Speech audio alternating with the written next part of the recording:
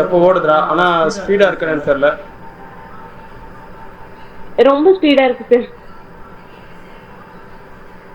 Okay sir, start பண்ணவா sir?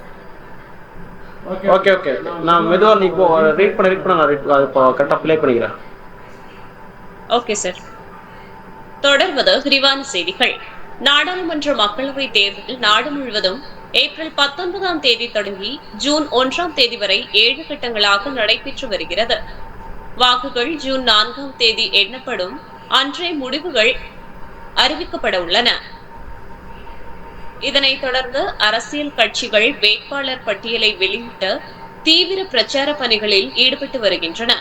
நாடு முழுவதும் கடந்த 19ஆம் தேதி 21 மாநிலங்கள் மற்றும் யூனியன் பிரதேசங்களில் முதல் கட்ட மக்களவை தேர்தலுக்கான வாக்குப்பதிவு நடந்து முடிந்தது.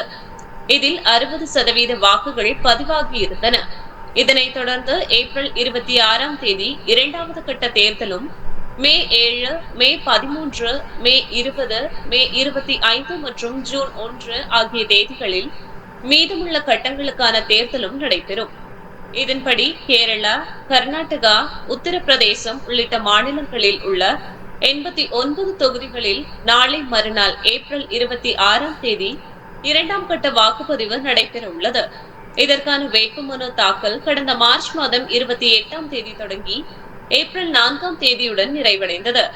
தொடர்ந்து கடந்த 6ஆம் தேதி வேட்புமனு பரிசீலனை நடைபெற்றது. இரண்டாம் கட்ட நாடாளுமன்ற தேர்தலுக்கான பிரச்சாரம் இன்றுடன் நிறைவடைகிறது. இதனை முன்னிட்டு காங்கிரஸ் முன்னாள் தலைவர் ராகுல் காந்தி இன்று அமராவதி, சோலாப்பூரில் நடைபெறும் பொதுக்கூட்டங்களில் பங்கேற்று பிரச்சாரம் மேற்கொண்டார். மத்திய உள்துறை மந்திரி அமித்ஷா கேரள மாநிலம் ஆலப்புழாவில் நடைபெற்ற பொதுக்கூட்டத்தில் பேசினார். இத்துடன் செய்திகள் நிறைவடைகின்றன. நன்றி, வணக்கம்.